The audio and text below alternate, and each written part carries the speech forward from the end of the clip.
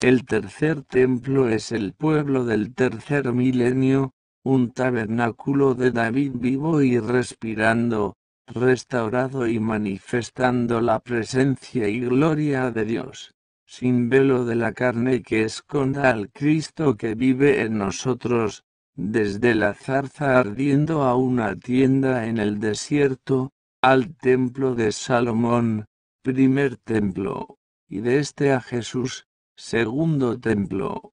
Dios sigue llenando su propósito original, que es hacer un hombre de muchos miembros en su imagen y semejanza, que se debe sentar, que se sienta, en el trono de David, trono de misericordia y justicia, y a través de este cuerpo de muchos miembros, el tercer templo, manifestarse. Este tercer templo está localizado en el monte de Sión, 12 y 22-24, lo que es igual la ciudad del Dios vivo, Jerusalén celestial o iglesia de los primogénitos hijos de Dios, nosotros la única parte visible en este mundo. Gozamos de una naturaleza celestial. Estamos siendo edificados como casa espiritual con su piedra angular Jesucristo y sobre el fundamento de la palabra de apóstoles y profetas. En el tercer templo yo pongo mi vida y mis recursos para su edificación. Si estás buscando al hombre de pecado que se sienta en el trono del templo y declara su soberanía, no necesitas mirar mucho a la historia, el presente sistema del mundo, el sistema religioso o simplemente el mirarnos a un espejo. Puedes ver al hombre de pecado siendo revelado. Ro. 5 y 12. Por tanto, como el pecado entró en el mundo por un hombre, y por el pecado la muerte, así la muerte pasó a todos los hombres. Por cuanto todos pecaron, el pecado entró en un hombre y este fue Adán y su naturaleza de pecado, está sentado en el templo de Dios proclamando soberanía. En griego la palabra templo se traduce en palabras, naos es el templo humano. Gentes que como templos vivos no pueden ser hechos por manos humanas. Erión es templo o edificio construido por el hombre. En el libro de Hebreos se dice de Jesucristo, un cuerpo de muchos miembros unaos como aparece en Apocalipsis capítulo 1 en medio de los candeleros es lo establecido después de lo primero el templo natural Erione, 10, 5 a 9 por lo cual, entrando en el mundo dice, sacrificio y ofrenda no quisiste, mas me preparaste cuerpo, holocaustos y expiaciones por el pecado no te agradaron, entonces dije, he aquí que vengo, oh Dios, para hacer tu voluntad, como en el rollo del libro está escrito de mí, diciendo primero, sacrificio y ofrenda y holocaustos y expiaciones por el pecado no quisiste, ni te agradaron, las cuales cosas se ofrecen según la ley, y diciendo luego, he aquí que vengo, oh Dios, para hacer tu voluntad, quita lo primero, para establecer esto último. En el templo espiritual naos solo se puede sentar el hombre de pecado, y punto 3.2. 4 el cual se opone y se levanta contra todo lo que se llama Dios o es objeto de culto, tanto que se sienta en el templo de Dios como Dios, haciéndose pasar por Dios, y punto 3. 17 Si alguno destruye el templo de Dios, Dios le destruirá a él, porque el templo de Dios, el cual sois vosotros, santo es, porque buscar a un hombre sentado en un templo hecho por manos humanas, edificio, en el Medio Oriente cuando podemos verlo cuando queramos. Toma un espejo y mírate, La mayoría de los llamados evangélicos en este día creen en interpretaciones naturales que no van de acuerdo a las Escrituras.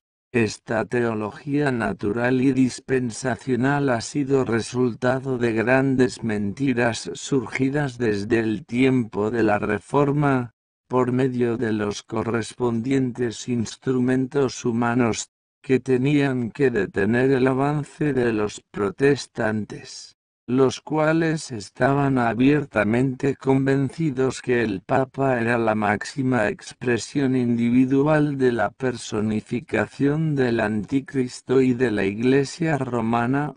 La revelación de Apocalipsis 17. Su entendimiento correcto fue responsable de llevar a millones de creyentes fuera del sistema de la Iglesia Católica Romana. Esto vino a ser motivo para ciertos teólogos romanos, a quienes le fue notorio tanta gente fuera del papismo, que se dieran a la tarea de inventar una contrainterpretación que alcanzaría a los reformistas y con el propósito de parar el éxodo de los creyentes del catolicismo.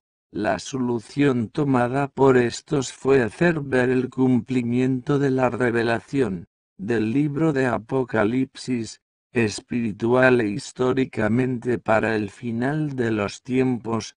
Fue un sacerdote jesuita llamado Rivera, que en los días de la Reforma, primero pensó que los eventos del libro de Apocalipsis tomaban lugar literalmente durante los 3 años y medio regidos por el futuro anticristo al final de la era. Él fue el primero en partir las 70 semanas de Daniel, poniendo fuera el anticristo. En el futuro, saca también al papado, como Lutero y los reformadores lo expusieron, el hombre de pecado, el papa. Solo entendiendo el origen de la teología dispensacional o futurística podemos participar del viento de verdad que destruye este mito. Busquemos construir el templo del tercer día, no hecho de manos humanas, en lugar de la falsa teología que se tambalea con la verdad escritural. Vayamos tras la manifestación de la naturaleza y la gloria de Dios como un tabernáculo vivo, el tabernáculo de David restaurado, sin el velo de la carne de la naturaleza de Adán que esconde al Cristo que habita en nosotros. El mensaje a los vencedores dentro de las 7 iglesias culmina como en cada una de ellas: el que tiene oído, oiga lo que el Espíritu dice a las iglesias. El mensaje es para todo el pueblo y para los vencedores. Ojalá tú y yo seamos en este día de los que tienen oído para oír, en medio de otros que no tienen oído y otros que teniéndolo no oyen. Si oís su voz, no endurezcáis vuestro corazón. La única manera de vencer es uniéndose a Él como pacto eterno. Nuevo pacto, Ger. 50:4-8. En aquellos días y en aquel tiempo, dice Jehová, vendrán los hijos de Israel, ellos y los hijos de Judá juntamente, e irán andando y llorando, y buscarán a Jehová su Dios. Preguntarán por el camino de Sión, hacia donde volverán sus rostros, diciendo: venid, y juntémonos a Jehová con pacto eterno que jamás se ponga en olvido. Ovejas perdidas fueron mi pueblo, sus pastores las hicieron errar, por los montes las descarriaron, anduvieron de monte en collado, y se olvidaron de sus rediles. Todos los que los hallaban, los devoraban, y decían sus enemigos: no pecaremos, porque ellos pecaron contra Jehová, morada de justicia, contra Jehová, esperanza de sus padres. Huid de en medio de Babilonia, y salid de la tierra de los caldeos. y sed como los machos cabríos que van delante del rebaño. Los vencedores deben vencer aquí en la tierra, donde venció Jesús y se sentó con el Padre en su trono. Este tercer templo no se construye con piedras naturales, sino con piedras vivas. Hoy, este nuevo año no ha dejado atrás la confusión religiosa de todos estos años con relación al templo que se quiere construir en Jerusalén, y es que una nueva noticia salió en los primeros días de este año.